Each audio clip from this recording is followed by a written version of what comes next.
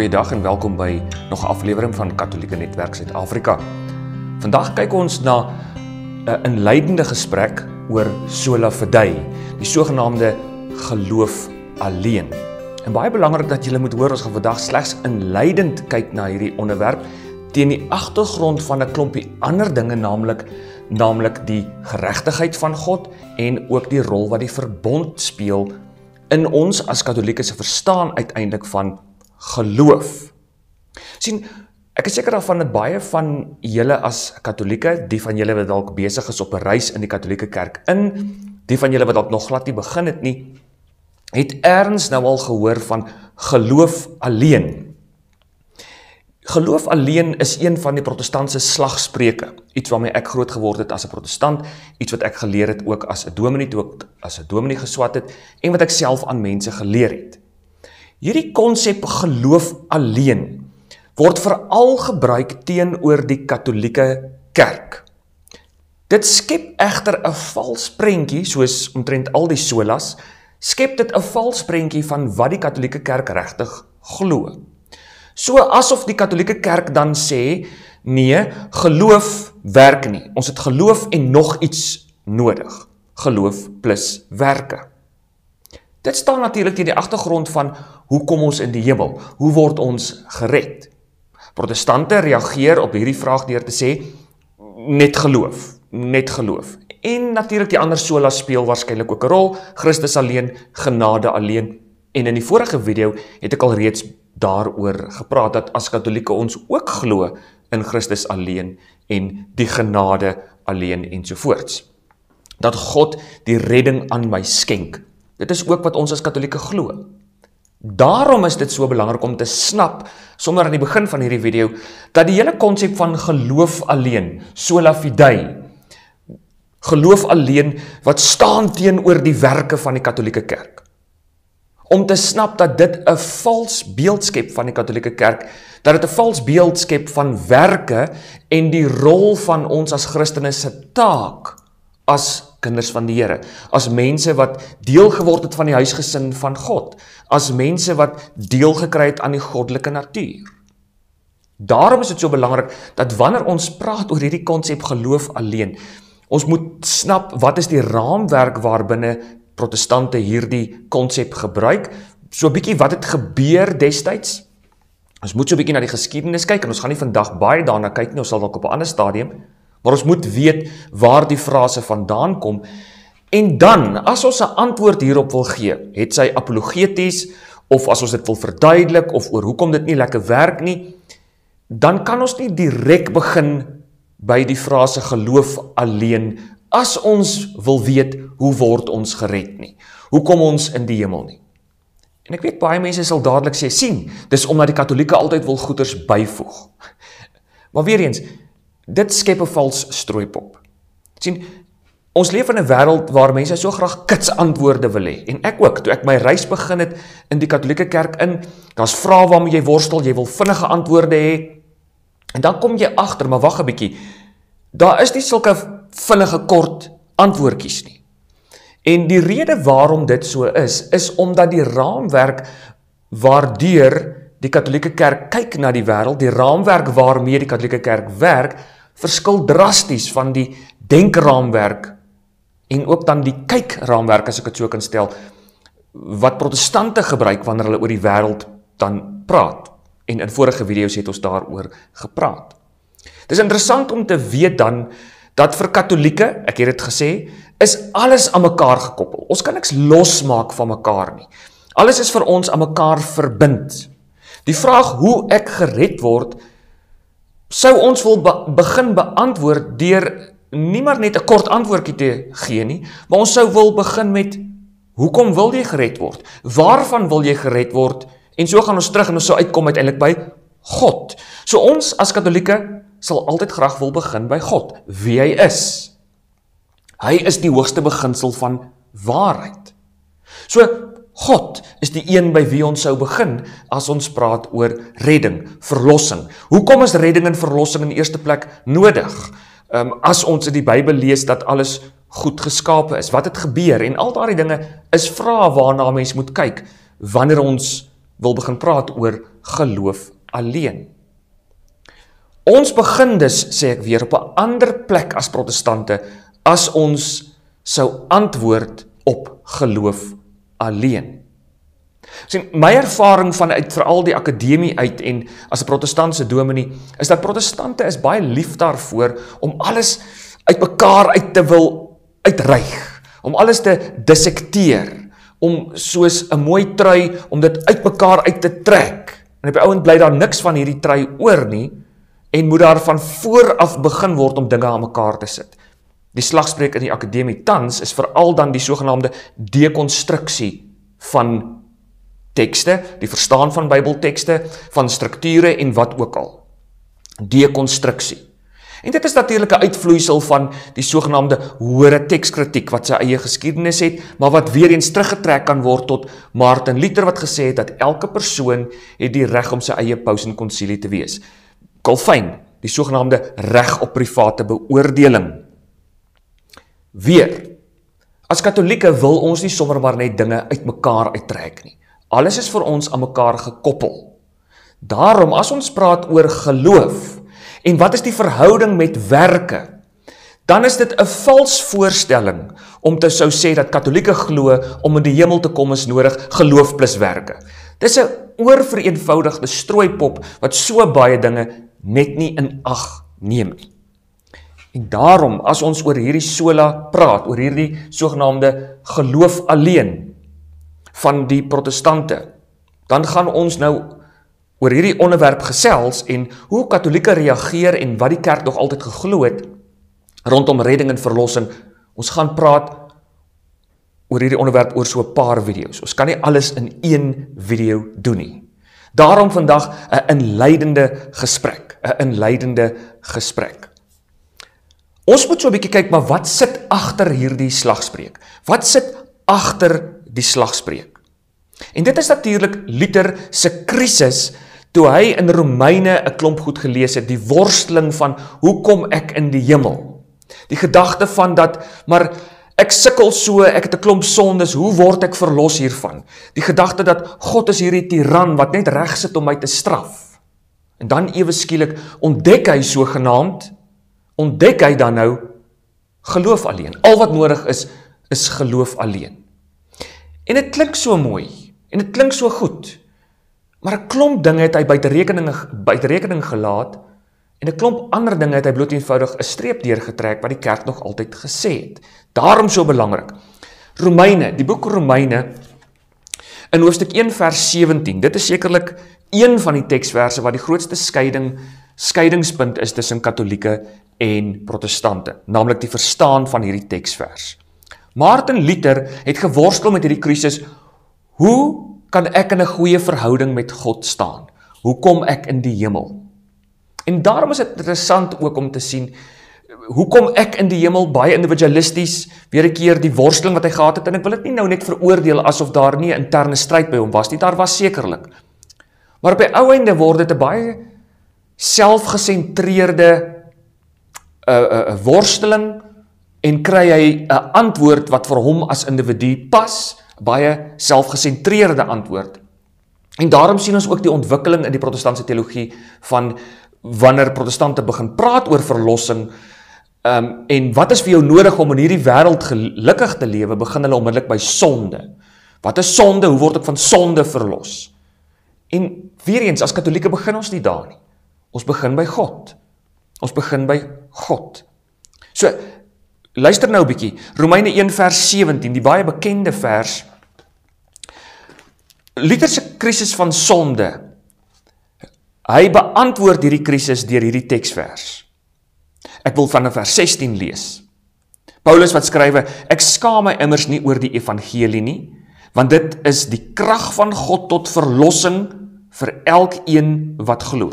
So die evangelie, Jesus Christus, sy sterwe aan die kruis, dit wat hy vir ons kom doen het, sy opstanding, sy hemelvaart, die evangelie, die goeie nuus van die verlossing, die oorwinning oor die dood in Jesus Christus. Hierdie evangelie is 'n krag van God tot verlossing van elkeen wat glo. Eerste vir die Jood, maar ook vir die Griek. Met ander woorde, die Ou Testamentiese verbondsvolk Dit moet alreeds iets vir ons sê, maar ook vir die wat buite die verbondsvolk was. Die term hier Griek. Want daarin word geopenbaar. So, wat is die daarin word geopenbaar? Is dit die evangelie van God, of is dit maar net in geloof word geopenbaar? En die kerk het nog altyd gesê, en die Grieks is baie duidelik, het gaan hier oor, ek skaam my nie vir die evangelie nie, dit is 'n krag van redding, want in die evangelie word geopenbaar. In die evangelie word geopenbaar, dat die geregtigheid van God, so in die evangelie word die geregtigheid van God geopenbaar, en dat die geregtigheid van God geheel en al op geloof berus, soos daar geskryf staan, die regverdige op grond van geloof sal leef. En dis natuurlik 'n aanhaling uit die Ou Testamentiese boek Habakuk uit. Maar ons lees hier van die terme geregtigheid van God. Die geregtigheid van God. So die evangelie wys iets van die geregtigheid van God, en dat hier die geregtigheid van God berus op geloof alleen. Dit is die vraag waarmee ons moet worstel as ons hierdie teks vers. En dan lees ons ook van die regverdige persoon. Wie is hier die regverdige? Luther het gesê, al wat nodig is vir my is geloof alleen. Ek moet net glo dat Jesus Christus vir my gesterf het, en dis net geloof, en dan kom ek in 'n regte verhouding met God. En dis wat die woord geregtigheid in sy kort opsomming neerkom, om in 'n regte verhouding met God te wees. Maar hierdie om in 'n regte verhouding met God te wees, het 'n totaal al 'n konteks, het 'n totale konteks waarbinne dit gebruik word. Dis baie meer as my verhouding met God.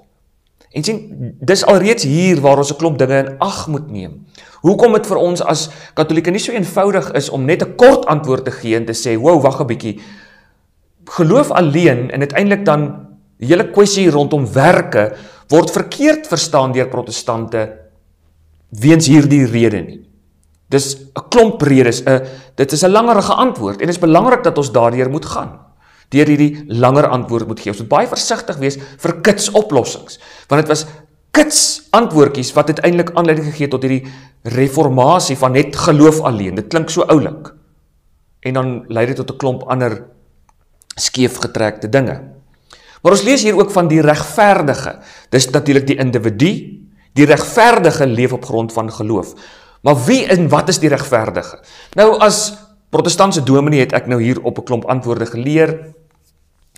Iemand wat deur God begenadig is, iemand wat bedek word met die bloed van Christus, en jou sonde word nou vergewe, en as 'n Calvinistiese dominee dink die hele konsep van eenmal gered, altyd gered. Maar toe ek die kerkvaders begin lees, en regtig saam met die kerk deur die geskiedenis jy na die Bybel gaan kyk, en ek ook die konsilie van Trent se notules gaan lees, toe kom ek agter, maar wag so 'n bietjie. Ergens maak iets nou nie heeltemal sin nie. Dis baie duidelik dat daar 'n vals beeld geskep word van die Katolieke kerk se verstaan van werke, binne hierdie konteks van hoe Luther en Calvin en ander protestante hierdie teksvers uiteindelik dan verstaan het. Die konsilie van Trent was die konsilie wat saamgeroep is deur die Katolieke kerk om antwoorde te gee op die protestantse reformatie. En daar sien ons ook dat die antwoord is nie so net so 'n kort antwoordjie wat gegee word op hierdie geloof alleen wanneer die solas bespreek word nie. Maar hier in hierdie teksvers kom Luther se keerpunt en begin hy breek met die Katolieke kerk en natuurlik 'n klomp ander dinge ook. Maar belangrik, ons lees van geregtigheid en geloof en regverdige. En daarom is dit belangrik, as ons praat oor geloof alleen, moet ons besef dat dit staan teen die agtergrond van die geregtigheid van God. Dit staan teenoor geregtigheid, of nie teenoor nie, dit staan in die agtergrond, aan die voorkant van geregtigheid. Geregtigheid is die agtergrond. Dis die konteks waarbinne ons praat oor geloof. Dis belangrik. Geloof alleen is nie iets op sy eie nie. Dit staan binne die konteks van geregtigheid. Geregtigheid. Maar ek wil vandag iets byvoeg en dit is die verbond. En dis belangrik, en ek sal nou sê, hoekom? Want dis die geregtigheid van God wat verbind word ook aan die verbond. En dit bring ons ook by 'n verskil in hoe Katolieke en Protestante die geregtigheid van God verstaan, want Protestante kyk gewoonlik na geregtigheid van God los van die verbond. Die verbond is nie heeltemal deel van die bril waarna hulle kyk as hulle praat oor geregtigheid nie. Dis ook binne hierdie opset van geregtigheid, binne hierdie opset van geregtigheid en die verbond, wat ons dan moet kyk na uiteindelik werke, wanneer ons gaan praat oor werke en die sogenaamde werke van die wet, as Paulus sê dat die werke van die wet nie red nie. Wat bedoel hy dan daarmee?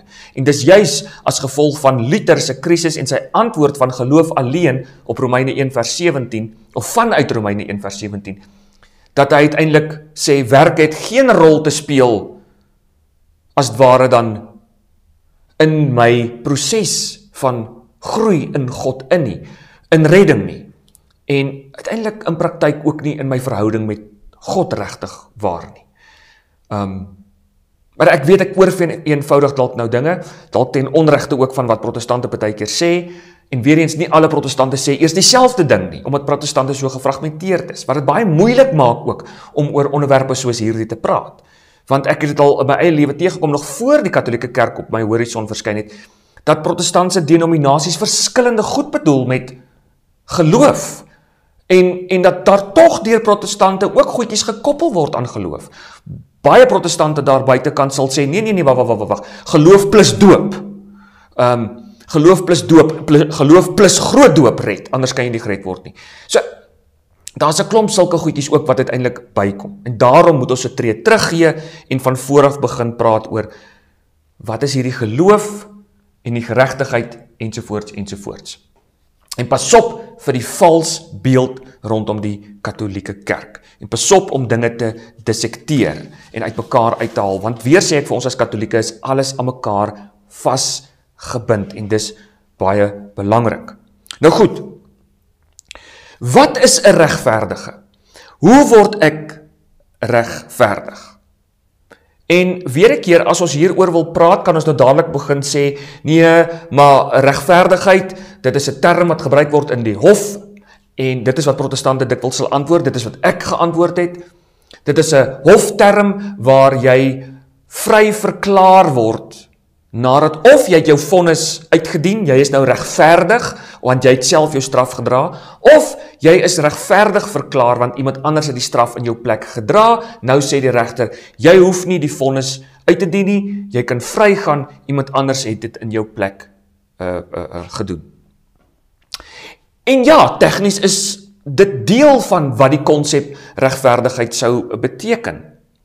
Maar wat protestante gemis het, en dit het ek veral binne die ortodokse kerk begin ontdek, en uiteindelik die Katolieke Kerk ook, die ortodokse Katolieke teologie. Maar dit was 'n ortodokse persoon wat my hiermee gehelp om dit te verstaan.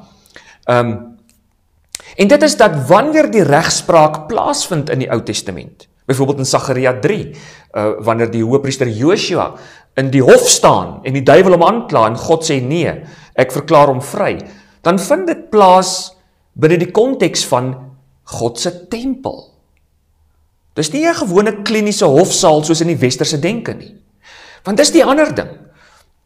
Luther, Calvin en baie van die ander protestante het begin dink oor Bybelse terme soos geregtigheid, soos regverdigheid. Hulle het daaraan begin dink in terme van westerse konsepte van wet. Daarom dat ons by baie protestante hierdie houding en gesindheid het rondom die wet van die Here, die Ou Testament amper as sy geheel, dat dit uitgegooi moet word, dat dit minder belangriker is. En Marcion het dit gedoen. Die God van die Ou Testament is hierdie wrede wettiese tiran. En baie protestante gaan so om met die Ou Testament en spesifiek met die wet van die Here. En daarom, en dit kom vanuit ons westerse konsepte van wet, naamlik die grondwet, die wet wat sê ek mag net 60 ry in 'n dorpsgebied, ek mag net 120 ry op openbare paaie, en ons het mos hierdie eie ek-houding, ek hou nie van wette nie, so kom ons kyk hoe kan ons hierdie wette oortree, en as wette my nie kan red nie, as die wet my nie kan red nie, dan kan ek nou die 10 gebooie en alles daarmee saam uitgooi. En weer eens, ek weet, nie alle protestantse denominasies of individue dink so kras oor die wet, soos wat ek nou gesê het, maar ek het inderdaad in my lewe al baie te doen gekry met mense wat so kras glo oor die wet, die sogenaamde hypergenade mense, en selfs mense in goeie gereformeerde en Pinksterkerke, wat bloot eenvoudig so negatief is oor die wet van die Here, dat dit nie vir hulle sin maak, dat Psalm 1 sê, dat gelukkig is hy wat nie kom, staan of sit in die kring van die spotters nie, maar sy behaag is na die wet van die Here. Hy bepeins dit dag en nag. Psalm 5, wat Levitikus 19 ook, Levitikus 19 wat selfs vir ons sê dat die wet van die Here gee nuwe lewe. Wow, die wet van die Here gee nuwe lewe. Psalm 119, die wet van die Here, wat so belangrik geag word in die lewe van die verbondsvolk en die individu. En ons trek 'n streep daardeur as protestante, want nee, die Nuwe Testament leer net Christus alleen, die wet bring jou by sonde, en die wet kan niks doen nie, en nou gooi ons dit uit. En wanneer ons dan sê, maar Levitikus sê, die wet van die Here bring nuwe lewe, dan sê ons, nee, die Ou Testament is van minder kanoniese belang as die Nuwe Testament. Sien, dis hierdie versnippering van dinge, die dissektering van dinge.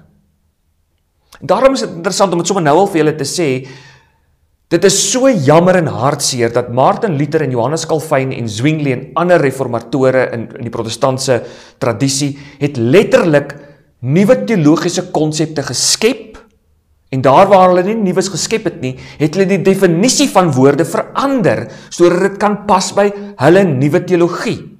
Die definisie wat hulle gegee het afgewyk van die definisie wat die kerk nog altyd gekoppel het aan bepaalde woorde, soos regverdigheid, soos geregtigheid, soos die verstaan van die wet van die Here en die koppeling en skakeling tussen regverdigheid, geregtigheid en die wet van die Here en die tempel en geregtigheid in die tempel.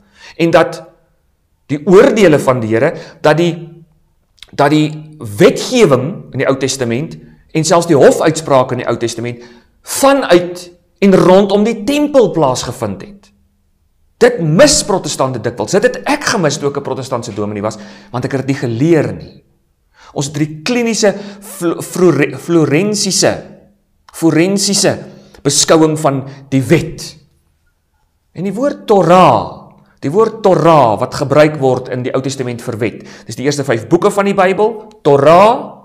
Dit bestaan uit geskiedenisstories. Dit bestaan uit inderdaad sekere wetgewing, sosiale wetgewing, wetgewing vir as daar moord gepleeg word, wetgewing vir as daar huise gebou word, wetgewing rondom natuurbesoedeling ensovoorts. Sosiale geregtigheid, wette vir die huwelik, wette vir seksualiteit, wette vir hoe ek my diere versorg. Maar dan is daar verhale wat daarin opgeteken is. Daar selfs liedere in die Torah. Die woord Torah beteken nie wet soos wat westerlinge daaraan dink nie. Die woord Torah beteken die onderrigtinge van die Here.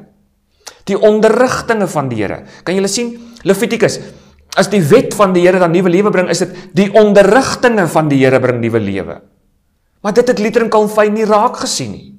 Hulle wou dit nie raak sien nie, en soveel ander protestante wil dit nie raak sien nie.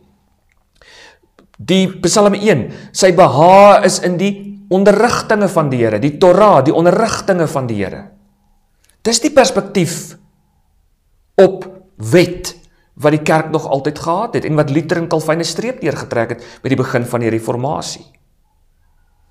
So wanneer ons praat oor geregtigheid en wat regverdigheid is, dan moet ons dit begin oor praat vanuit wie God is. Dis waar Katolieke altyd begin. Hy is die hoogste waarheid.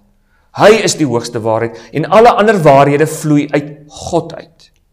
En geregtigheid staan nie maar net alleen op sy eie nie. Ons het dit selfs gelees in Romeine 1 vers 17. Daar's 'n skakeling tussen God en geregtigheid en regverdigheid. Okay? En ons gaan vorentoe weer daarna kyk. Maar Psalm 33 wil ek net ook saam lees. Psalm 33, net 'n enkele versie, waar ons oor God lees in vers 5, Psalm 33. Hy, God, is lief vir reg en geregtigheid. Tzedekah, geregtigheid, die Hebreëse woord vir geregtigheid. Tzadik, om regverdig te wees. Die tzedekah, reg en geregtigheid. Die troue liefde van die Here vul die aarde. Hoor mooi, hy, God, is lief vir reg en geregtigheid. Die troue liefde van die Here vul die aarde. En dan vers 18, kyk, die Here hou sy oog op die wat vir hom ontzag het, op die wat hulle hoop vestig op sy troue liefde.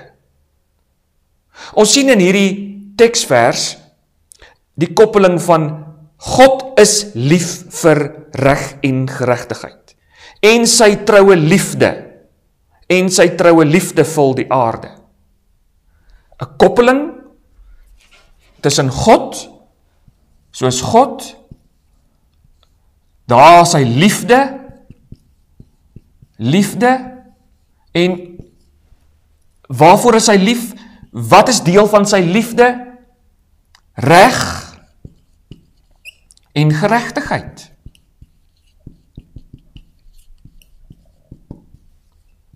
Reg en geregtigheid. Reg en geregtigheid.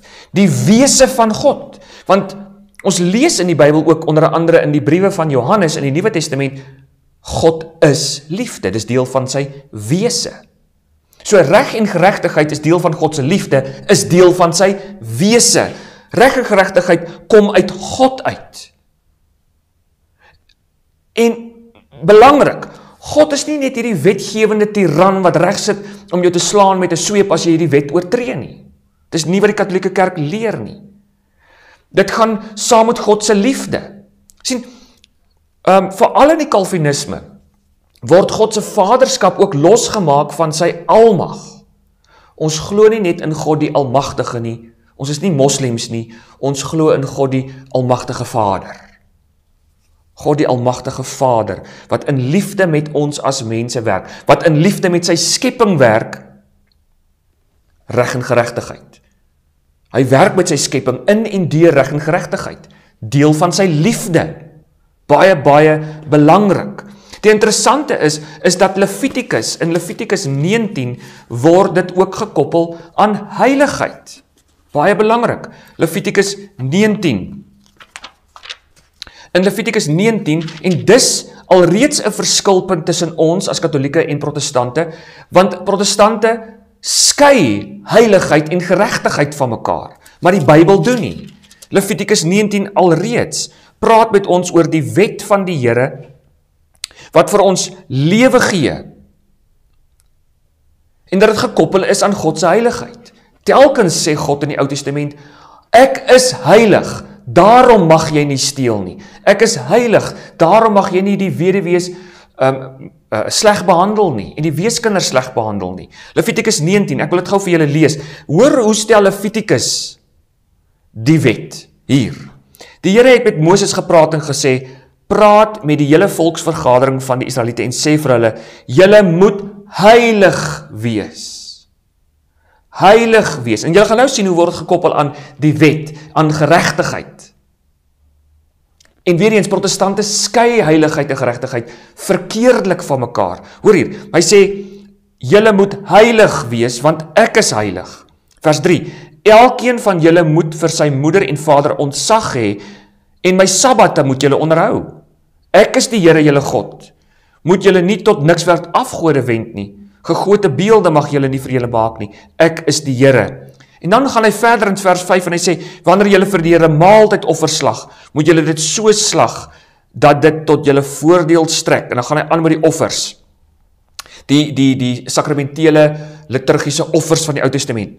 Vers 11, julle mag nie steel nie, julle mag nie lieg nie, julle mag as volksgenote mekaar nie bedrieg nie, julle mag nie in my naam 'n vals eed aflê, en so die naam van julle God ontheilig nie. Ek is die Here. Jy mag nie jou naaste uitbuit en beroof nie. Jy mag nie die loon van 'n dagloner deur die nag by jou tot die oggend hou nie. Jy mag 'n dowe nie vervloek nie, en voor 'n blinde nie 'n struikelblok lê nie.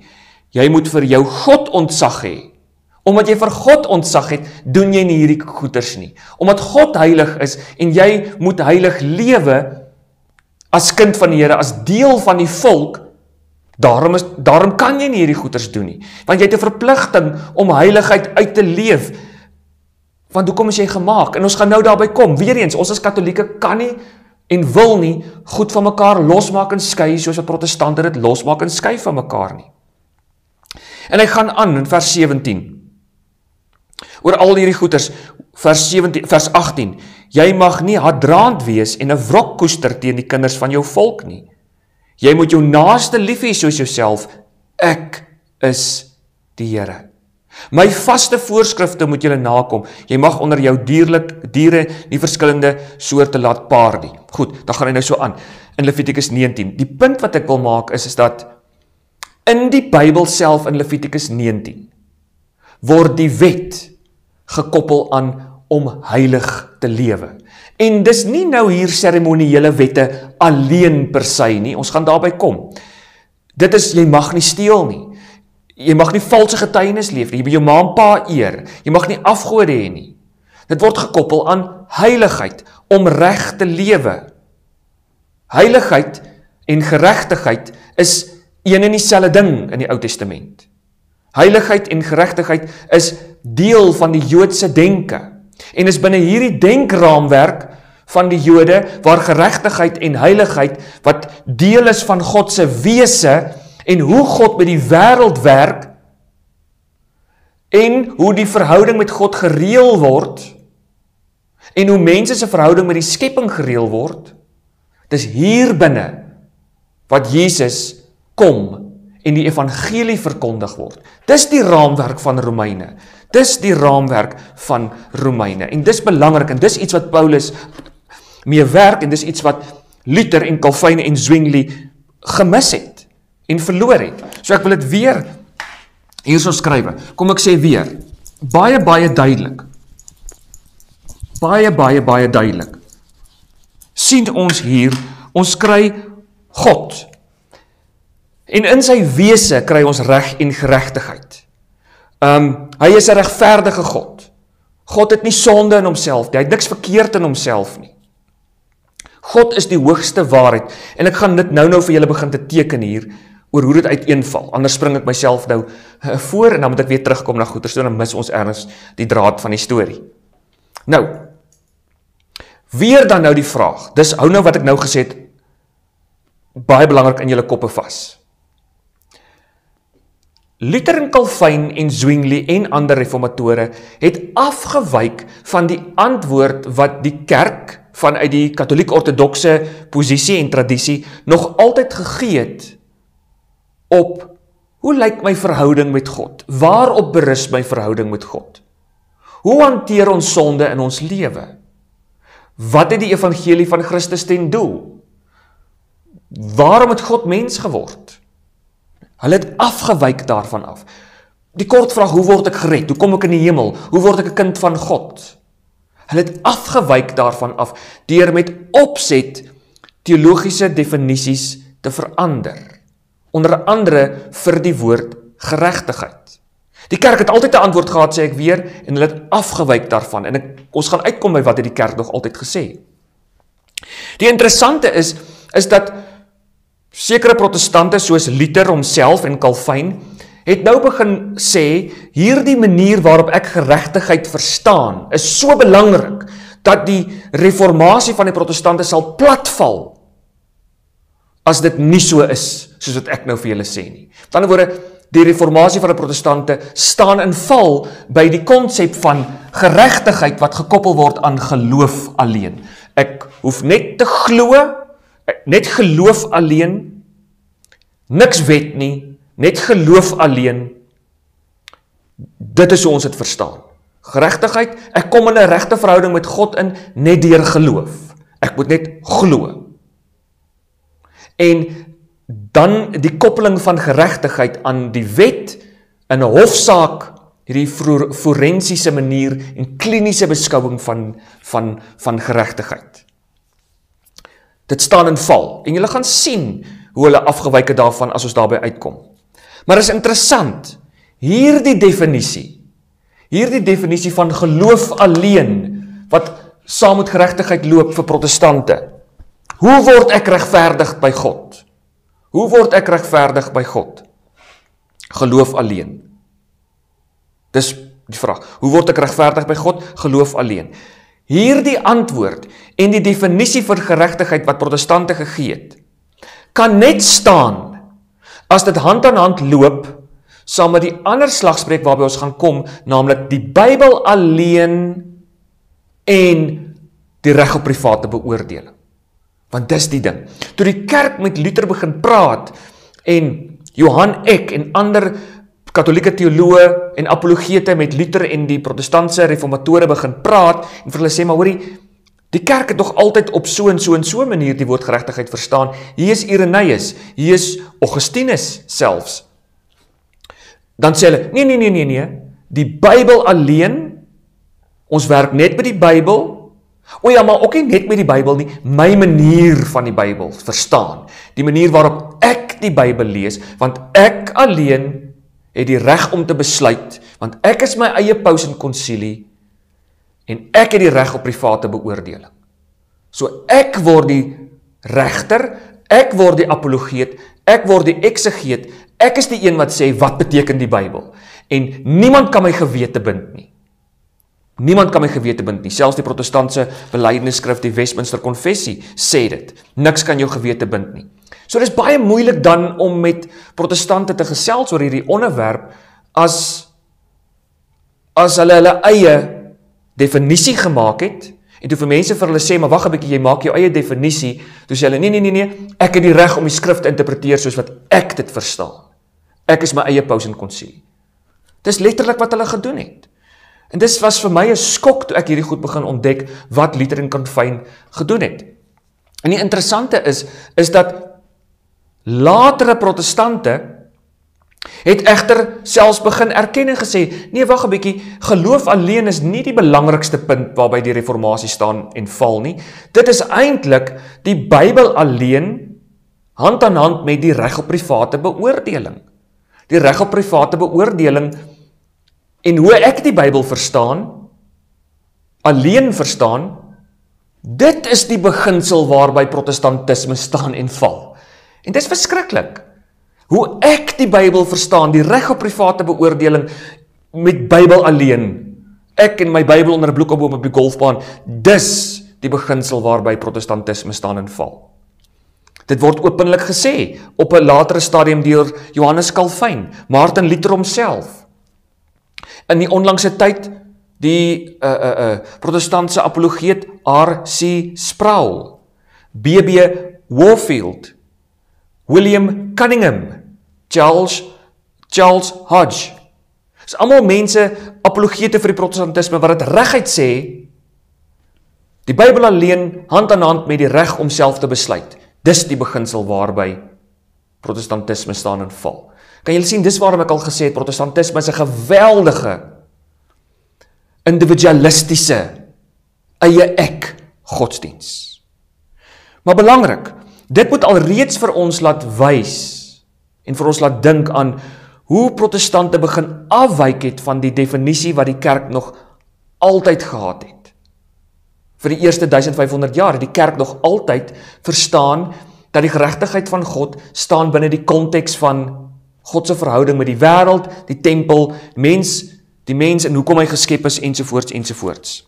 Maar nee, Luther en Calvin wyk daarvan af en dan sê hulle ewe kordaat, niemand mag jou gewete bind nie. Maar in die afgelope klomp jare was daar wel 'n klompie geleerdes vanuit die protestantisme wat begin erken het dat Luther en Calvin en Zwingli afgewyk het en eie definisies gemaak het vir woorde wat die kerk nog altyd op 'n sekere manier verstaan het. En weer eens, dit was deel van my reis na die katholieke kerk toe, want as 'n mens hierdie domino's begin val, jy begin sien hoe dit mense met opset die betekenis van sekere goed verander het om by hulle eie godsdienst te pas. Dan is my vraag, wat het hulle nie nog vervals nie? Wat het hulle nie nog vervals nie? om my eie ekkige godsdiens te skep nie. En weer eens, die boom word aan sy vrugte geken. Wat het gebeur? Wat gebeur steeds? Protestantisme hou aan skeer en skeer en skeer en skeer. En so sien ons, Calvin en Zwingli en Luther wyk af van hoe die kerk nog altyd geloof verstaan het. Geloof en redding, geregtigheid, God verstaan het.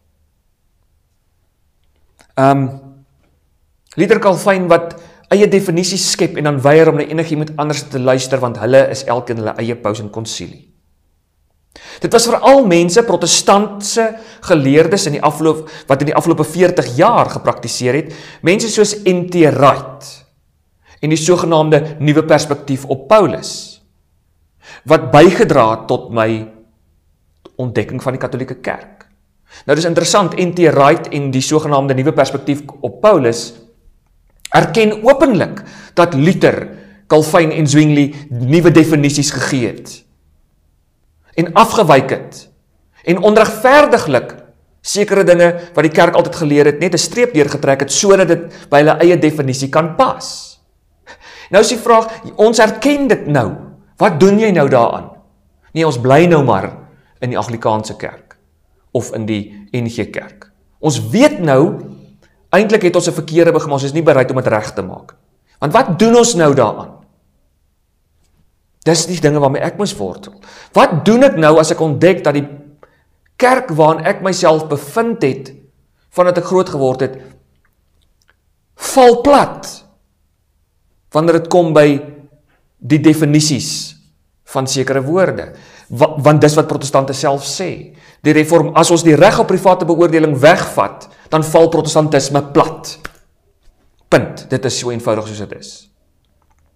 En N.T. Wright, in die opkoms van die nuwe perspektief op Paulus, erken dat Luther Paulus buite konteks verstaan het, met opset buite konteks verstaan het, dat hy 'n westerse denkraamwerk rondom die wet afgedwing het en ingelees het in Paulus in, Galasiërs ook. Daarom skryf hy in Galasiërs, hy vertaal dit en hy sê, geloof alleen red jou. En dan sê mense vir hom, selfs van sy eie mede-kollegas wat protestante geword het, sê vir hom, Luther, maar jy kan dit nie sê nie, want dit staan nie in die Grieks daar nie. En dan sê hy, ek wil dit so hê, Dr. Luther wil dit so hê. Dis die eie ekkige houding van protestantisme. Maar die interessante is dat hierdie sogenaamde nuwe perspektief is eintlik net 'n herontdekking van wat die kerk nog altyd gesê het. Dis vir my so sleg. Nou kom hierdie klompie protestante en hulle bedoelings is goed en ek waardeer dit en dit het my inderdaad in die katholieke kerk ingelei. Maar nou word dit genoem, 'n nuwe perspektief op Paulus. Dis nou oulik. Maar ons sal nie erken dat die kerk het nog altyd gesê het vir 1500 jaar nie. En ons sal nie nou sê, skus Paus Fransis, dat ons die kerk geskeer het nie. Dis nie wat ons sal sê nie. Nee, ons hou nou net daarby, ons het die reg om privaat te beoordeel, en nou is hierdie nuwe perspektief baie oulik, en nou pas ek dit weer op 'n nuwe manier toe, wat my pas. Dis wat protestante doen. Alistair McGrath, sy boek Justitia Dei, die geregtigheid van God, en ons gaan baie oor daai boek praat. Daarin wys hy ook, hoe het die protestante nuwe definisies geskep, vir byvoorbeeld die term geregtigheid van God, en dat hulle afgewyk het. Nou, waarvan het hulle dan afgewyk? Nou, belangrik. Daarom is dit so belangrik om net so 'n tree terug te gee en te sê, goed, ons het nou vir mekaar nou al gesê, protestante het afgewyk van die feit dat geregtigheid deel is van God se wese. Protestante het gekom en gesê, geregtigheid is iets wat God deur middel van 'n verklaring aan my gee. God verklaar my regverdig. Hy maak my nie regverdig nie. Hy verklaar my regverdig, soos in 'n hofsaak, wanneer iemand anders, naamlik Jesus Christus, die straf op die sonde in my plek gedra het. Geregtigheid is wanneer God sê, Jakobus, jy is regverdig, omdat Jesus vir jou gesterf het, en ek verklaar jou regverdig. Die kerk, inderdaad is daar 'n verklaringsaspek, dit sê die katholieke kerk ook, maar daar is baie meer aan geregtigheid. God verklaar ons nie net geregtig nie, hy maak jou ook geregtig. regverdig. Hy maak dat daar geregtigheid in jou na vore kom. Want hy maak jou 'n nuwe skepsel, die wedergeboorte. Dit loop hand aan hand met die feit dat protestante 'n streep deurgetrek het deur die hele konsep van heiligmaking. Protestante sê heiligmaking is 'n gevolg van die feit dat God jou regverdig verklaar. Hy sê, en nou is ek heilig, nou kan ek op 'n heilige manier leef, want ek is 'n kind van God, maar hierdie heilige leef is eintlik nie 'n manier van doen regtig nie, want ek kan nie my verlossing verdien nie, en netto doen ek werke, en ek kan nie werke doen om in die hemel te kom nie. So heiligheid en geregtigheid kan nie met mekaar verband hou nie. So die Katolieke is verkeerd deur dit as een en dieselfde ding te sien. Heiligheid is dalk deel van 'n dankbaarheidslewe wanneer ek sê, dankie Here vir dat U my gered het. Maar die Bybel koppel heiligheid en geregtigheid direk aan mekaar. Ek het dit vir julle gewys in Levitikus en daar's talle ander plekke ook wat ons dit nog sal sien. Geregtigheid is nie net 'n verklaring van God nie. Ons gaan daarby uitkom. Geregtigheid is ook God maak jou regverdig aan jou binnekant, sodat jy in 'n regte verhouding met God kan staan. Ek gaan dit nou teken. Daarmee saam, waar speel hierdie geregtigheid af? Die geregtigheid van God hang nie in die lug nie. Die geregtigheid van God in sy verhouding met mense en sy skepping word omraam en gedefinieer en word eintlik sigbaar en speel eintlik uit in terme van die verbond. Die verbond, God, die verbondsgod. Die verbond. En dis baie belangrik. Die verbondsgod. En ek sal dit nou lees ook. Hoe die evangelie verband hou met die verbond. Nou, kom ons gee nog 'n tree terug. Hoekom het God mense geskape? En jy kan vra, waar begin jy nou? Maar om die term geregtigheid te verstaan, moet ons verstaan, hoekom het God mense geskep? Hoekom skep God mense? God skep die totale kosmos, want hy wil homself deel. Hy wil vanuit sy liefde homself deel met mense, met die skepping, met die bome, met die voëls, met die diere. Hy wil met hulle in 'n verhouding staan. Hy deel homself met hulle. Sodat die mense en die diere en die bome en die bosse en die visse en die voëls kan ingroei in God in. Dis hoekom hy skep, om sy liefde te deel, om homself te deel. En as hy homself deel, dan lê hy iets van homself in die skepping, sy glorie, in die mens. Hy blaas sy asem in die mens in. Hy wil hê die mens moet deel in sy goddelike natuur. Wat beteken daar is nou bepaalde geregtigheid binne in die mens, as God die mens maak. Dis belangrik. As God vir my en jou skep, as 'n mannetjie, Adam en Eva, uit die stof van die aarde, Eva uit die ribbebeen, dan lê Adam daar, as 'n dooie moddermannetjie. God blaas sy asem in hom in. Hy word 'n lewende wese as die gees van God in hom kom. En deel daarvan is geregtigheid. Die geregtigheid van God wat binne in hom kom. Daarom kan God geregtigheid eis van die mens, om te doen wat reg is. Heiligheid, want God is heilig. Doen die heilige dinge. En Adam en Eva Adam word 'n lewende mens. As ons sê, hier's God, die driehoek, hy lê homself in Adam en Eva in. En nou, dis waar theosis vandaan kom, die ekonomie van verlossing vandaan kom, wanneer ons daaroor praat.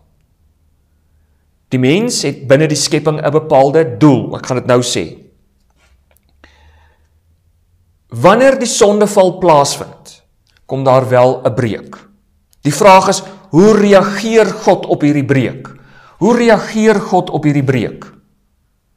Die antwoord is, deur sy verbond. Hy reageer op die breuk deur sy verbond. Die verbond. En nou gaan ek dit vir julle lees, en dan sal ek weer vir julle teken wat ek nou gesê het. Die verbond. In en deur sy verbond reik God uit in liefde in geregtigheid, want geregtigheid is iets wat God doen aan die mens en wat die mens terug doen aan hom. Dis 'n wederwysige, wederkerige verhouding. En in sy liefde, vanuit sy geregtigheid, vanuit sy heiligheid, kom hy na die mens, hy herstel die mens weer in sy verbondsposisie as 'n priester en 'n koning. God reageer op die mens se gebrokenheid, op die gebrokenheid van die kosmos deur middel van sy verbond. 'n Verbond wat begin, ons kan sê ja, na Adam en Eva uit die tuin uitgedryf word en hy gee vir hulle klere, maar ons sien dit 'n hoogtepunt bereik by Noag, die natuurverbond, die reënboog. Noag, God wat sê ek sal nie weer die wêreld met 'n vloed tref nie. Hierdie verbond word verder afgelei. Ek gaan dit nou hierso skrywe. Noag, dit word verder afgelei Abraham. Met die toring van Babel, word die hele mensdom verstrooi oor die hele wêreld as gevolg van sonde. Ons word verstrooi oor die wêreld, die gebrokenheid van die mens. God wat die mens wil terugbring in 'n verhouding met hom in, sodat die mens weer kan deel in sy goddelike natuur. Dis wat Petrus vir ons sê, 2 Petrus 1 vers 4. Die doel van verlossing is sodat die mens kan deel aan die goddelike natuur, want dis hoe dit van die begin af bedoel was om te wees. Abraham is die een wat gekies word as die een individu tussen al die verstrooides tussen die aarde, en God sê, ek kies jou om met jou in 'n spesiale verhouding te staan, want deur jou en jou nageslag wil ek die res van die wêreld gaan haal en terugbring na my toe, die verbond. Deur jou en die res van die wêreld, deur jou en jou nageslag wil ek die wêreld seën. Uiteindelik Jesus wat daaruit gebore word. Maar jy, Abraham, jy is my verbondsvolk. En ons lees hoe God dan sy verbond sluit met Abraham. Dit lei uit op Israel en Sinaï, by die berg, as God sy verbond met hulle sluit, Levitikus 19, Exodus 19, Deuteronomium, die Sinaï verbond, wanneer God ook in Exodus 19 vir die volk sê, wees heilig, want ek is heilig. Julle is my priesterlike koninkryk. Julle het 'n taak om mense na my te bring. Dit is een en dieselfde taak van die mens se oorspronklike skepingsdoel. Hierdie verbond, Dawid. In Israel word Dawid gekies as die koning, want uit hom en deur sy nageslag word Jesus gebore, wat die hele verbond 'n hoogtepunt laat bereik. 'n Hoogtepunt laat bereik. Alles trek in hom saam. Die manier waarop God in sy verbondsliefde uitreik na die mens toe, as 'n God van geregtigheid, as 'n heilige God wat die mens kom herstel, as 'n heilige priester wat geregtigheid moet uitoefen vanuit 'n verhouding met God, terug teenoor God en teenoor die hele skepping. En ek wil nou vir julle lees, in Lukas, kom Johannes die Doper se pa, en ons sien interessant hoe koppel hy die verbond aan die evangelie, en verlossing, en daarom ook geregtigheid, as ons teruggaan na Romeine 1 vers 17 toe. Lofwaardig is die Here, die God van Israel, want hy het omgesien na sy volk, en hulle bevryding bewerkstellig, 'n kragtige verlossing.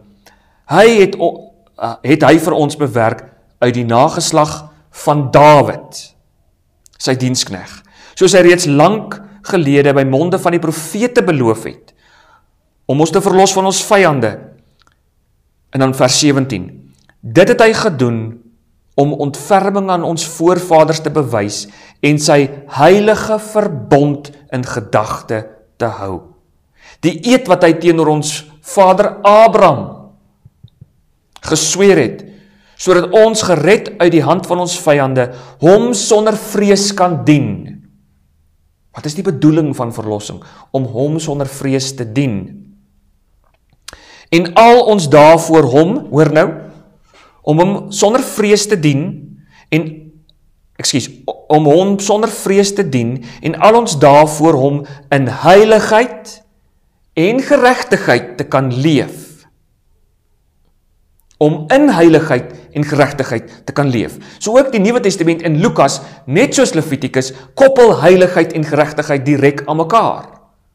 Verlossing hou daarmee verband dat ons in heiligheid en geregtigheid kan leef by die Here, saam met die Here en voor die Here. Wat beteken daar is in ons 'n bepaalde heiligheid en 'n geregtigheid wat herstel word deur die Here op grond van sy verbondstrou en sy verbondsliefde waarmee en waardeur hy uitreik na 'n gebroke skepping vanuit sy eie geregtigheid en liefde. Want hy wil nie hê hierdie woeste wêreld moet verlore gaan nie. Hy het dit gemaak. En hy wil dit nie net weggooi nie. So kom ons gaan nou 'n treukie terug. Kom ons som dit nou alles op eintlik. Dis iets wat ek agtergekom het. Protestante en Katolieke ook van mekaar dan verskil.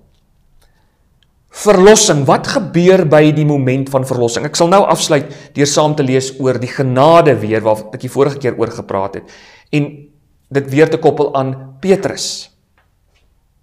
God met verlossing, deur verlossing in Jesus Christus, herstel die mens in sy verantwoordelikhede.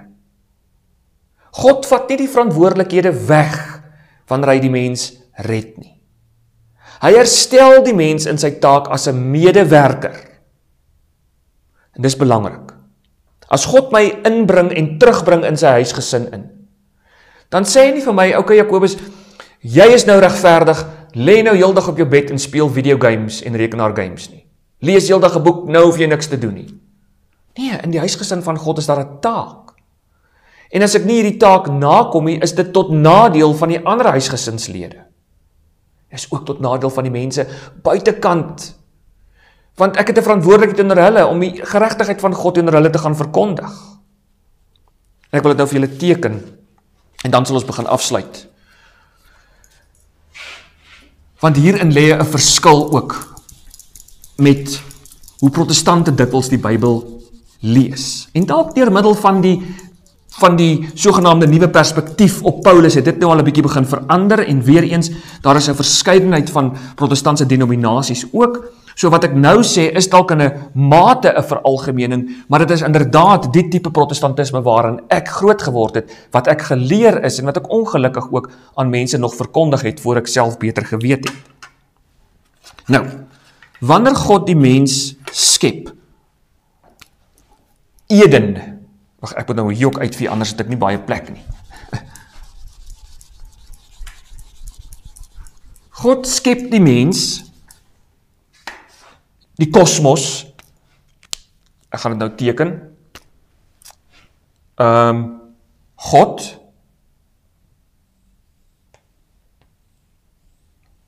die driehoek, God, hy skep, hiersoos Eden, die hele, dis nou voor die sondeval, Eden, die totale kosmos, alles is goed, alles is mooi, alles is reg. Dis nie perfek nie, dis goed, sê die skepping, sê die Bybel nou.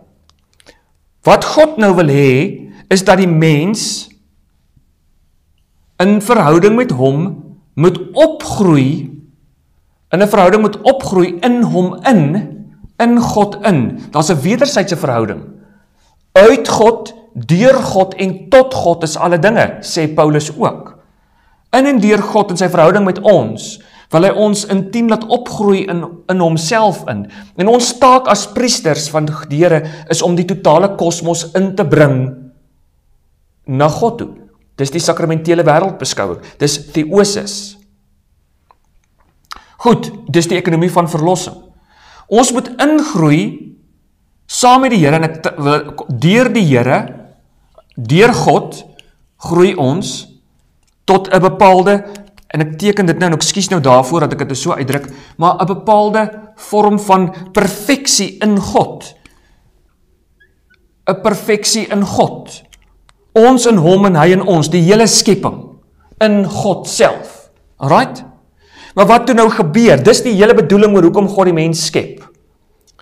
Nou, daar kom 'n sondeval, 'n breuk tussen God en die mens, vind plaas en daar's 'n val, die sondeval. Nou is die mens hieronder. Daar is die mens nou daaronder. Die mens is in effek dood. Die mens is 'n dooie mannetjie, in effek dood, want hy die konneksie met God verloor. En God is die bron van lewe, die bron van waarheid, die bron van heiligheid en geregtigheid. Daai bron is afgesny, die mens is dood. So dood kom hier in. Dood. En sonde. Dood en sonde. En dan, God reageer hierop. Hy kon alles net gelos het. God kon alles net gelos het. Maar nou, God kom in sy verbondsliefde. En hy reik uit hier na ons toe. Hy kom na ons toe deur sy verbond, en die hoogtepunt van die verbond is Christus. So ek gaan nie skrywe verbond, waarvan die hoogste punt dan uiteindelik Christus is. God en mens. God wat mens word. God wat in homself die stoflike kom optrek en verheerlik, en meer maak en regmaak, en weer uitbring by dit wat hy ten doel gehad het daarmee en daarvoor oorspronklik. So nou, maar nou is die ding. In my protestantse denke, en hoe ek geleer het is, protestante wil nou spring. God herstel ons, maar hoe herstel hy ons? Daar's 'n tweeledigheid aan, wat nog 'n bietjie van 'n spanning is, want hierdie kant, aan die ander kant van die graf, ons het nog nie nuwe liggame nie, maar eendag kry ons nuwe liggame en word alles volkome herstel met die nuwe aarde, die nuwe Jerusalem ensovoorts. Okay. So dis waarheen ons op pad is. Hou dit nou vas. Protestante wil graag daarheen spring. Hulle wil onmiddellik hierna toe spring. Die geregtigheid van God is, hy verklaar hierdie dooie mannetjie lewendig. Nou is hierdie dooie mannetjie dadelik daar. Dis wat protestante sê. Protestante wil dit nou onmiddellik so doen, protestante. Die geregtigheid van God is, hy verklaar hierdie dooie mannetjie, en hy sit jou onmiddellik daar. Ons is nou onmiddellik in die hemel, ons wag nou net dat hierdie nuwe Jerusalem en aarde, ons is nou al daar, moet uitkom. Maar dis nie wat Katolieke sê nie. Ons sê, die vraag is nou, maar wat van my verantwoordelikhede as kind van die Here? Protestante sal sê, nee, mag, ek kan nou nie werke doen om gered te word nie, ek is klaar daar. Ek is daar, in die perfekte. Ek kan nou nie werke doen nie. Maar Katolieke sê, wag so 'n bietjie.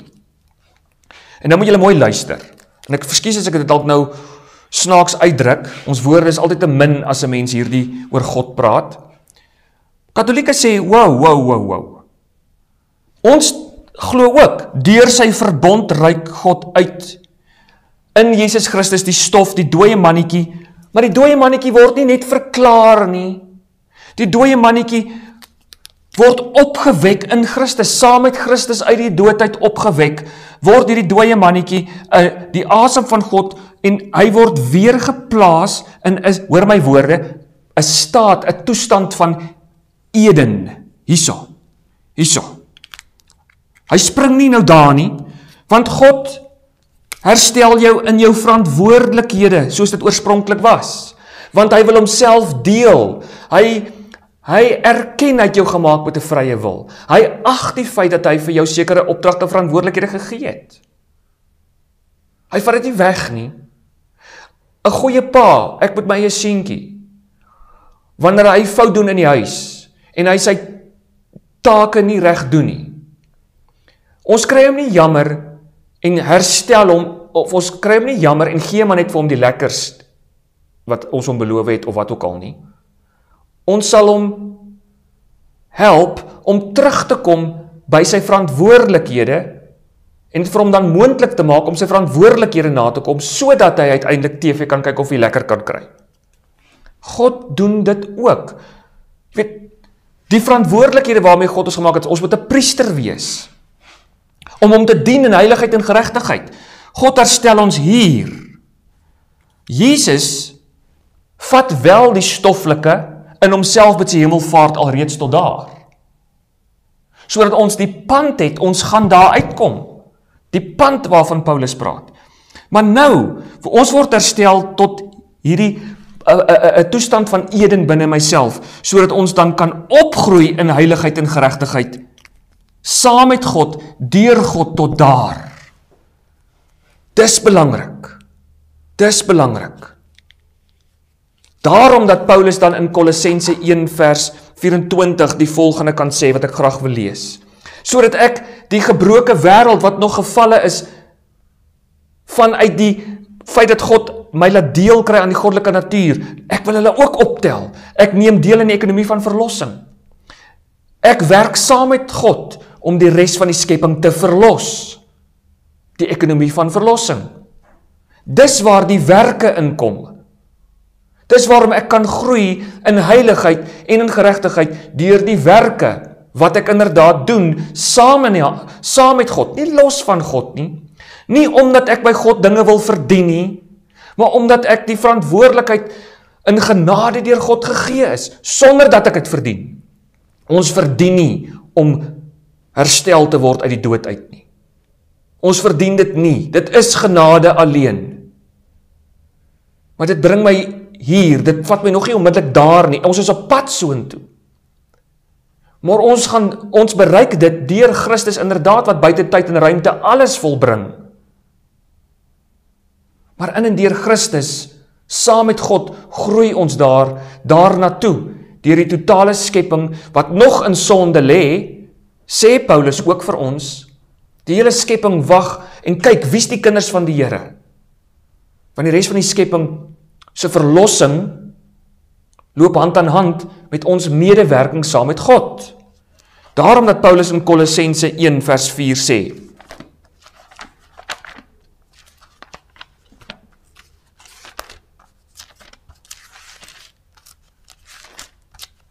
nou moet ek eers die liedjie in my kop eers sing.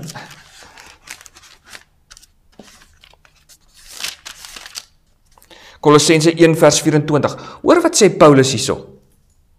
Hy praat nou wel met die gemeente vir wie hy skrywe, maar hy sê, nou is ek bly oor die lyding wat ek om julle ontwil verduur. Ja, met my liggaam. Paulus as die dooie mannetjie wat deur God opgewek is, sonder dat hy het verdien. Daardie Paulus wat saam met God werk, met en teenoor sondaar mense verkondig hy die evangelie. En dan sê hy, ja, met my liggaam vul ek die oorblywende deel van die verdrukking van Christus aan, tot voordeel van sy liggaam, die kerk. Ons werke is nie daar om per definisie, sodat ons uit die doodheid kan opstaan, en dat ons eie redding kan verdien nie. Ons is nie Pelagianiste nie. Maar ons werke is deel van die feit dat God ons in en deur genade herstel in heiligheid en geregtigheid en herstel in die posisie van priesters met die verantwoordelikheid om nou vir hom te werk sodat ons saam met hom kan opgroei in hom en deur hom en tot hom tot die toestand van perfeksie waar Christus alreeds vir ons die pad heen oopgemaak het en die stoffelike alreeds vir ons opgeneem het. Christus het dit alles vir ons moontlik gemaak. Dis nie ons nie. Maar dit is hier waar ons en protestante eintlik van mekaar grootliks dan verskil. En ek hoop dit maak nou vir julle sin. Die vraag dan, hoe tree God op?